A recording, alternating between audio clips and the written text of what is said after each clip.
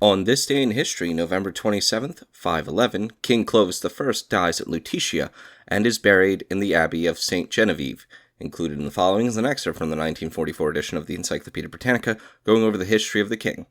Clovis, or Clodevec, born circa 466, died 511, king of the Salian Franks, son of Childeric I, whom he succeeded in 481 at the age of 15. At that date, the Salian Franks had advanced as far as the river Somme, and the center of their power was at Tournai. On the history of Clovis between the years 481 and 486, the records are silent.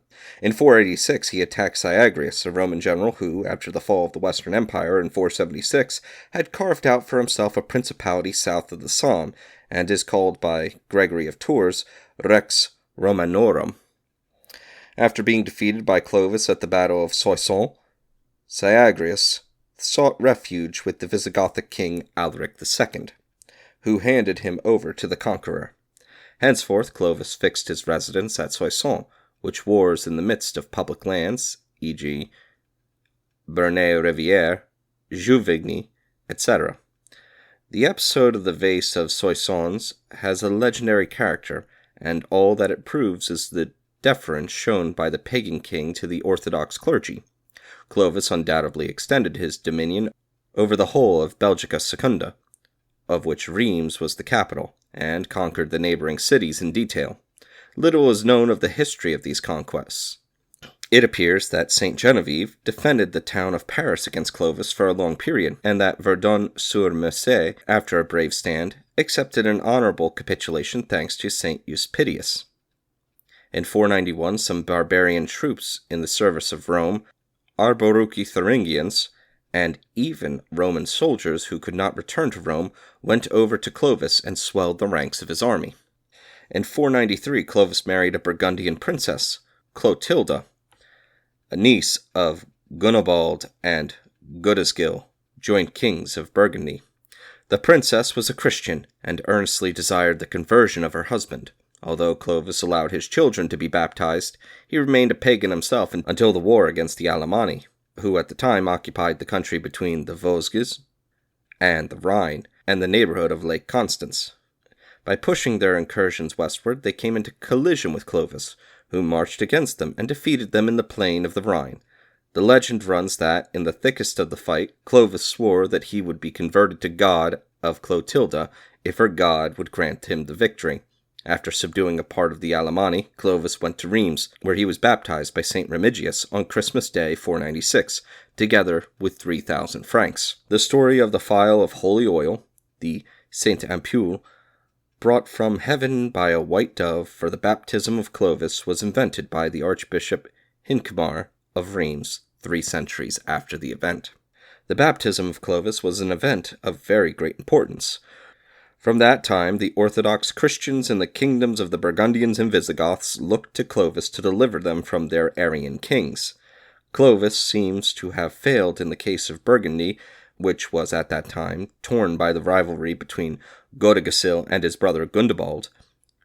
Godegisil appealed for help to Clovis, who defeated Gundobald on the banks of the Oc near Dijon, and advanced as far as Avignon 500. But had to retire without being able to retain any of his conquests. Immediately after his departure, Gundobald slew Godegisil at Vienne and seized the whole of the Burgundian kingdom. Clovis was more fortunate in his war against the Visigoths. Having completed the subjugation of the Alemanni in 506, he marched against the Visigothic king Alaric II in the following year, in spite of the efforts of Theodoric, king of the Ostrogoths, to prevent the war. After a decisive victory at Volay, near Poitiers, in which Clovis slew Alaric with his own hand, the whole of the kingdom of the Visigoths as far as the Pyrenees was added to the Frankish Empire, with the exception of Septimania, which, together with Spain, remained in possession of Alaric's grandson Amalaric, and Provence, which was seized by Theodoric and annexed to Italy. In 508, Clovis received at Tours the insignia of consulship from the Eastern Emperor, Anastasius, but the title was purely honorific. The last years of his life Clovis spent in Paris, which he made the capital of his kingdom. Here he built the Church of the Holy Apostles, known later as the Church of St. Genevieve. By murdering the petty Frankish kings who reigned at Cambria, Cologne, and other residences, he became sole king of all the Frankish tribes. He died in 511.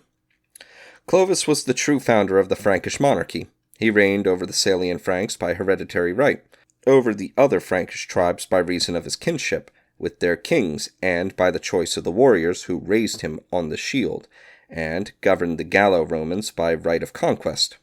He had the Salic law drawn up, doubtless between the years 486 and 507, and seems to have been represented in the cities by a new functionary, the Graf, Comes, or Count.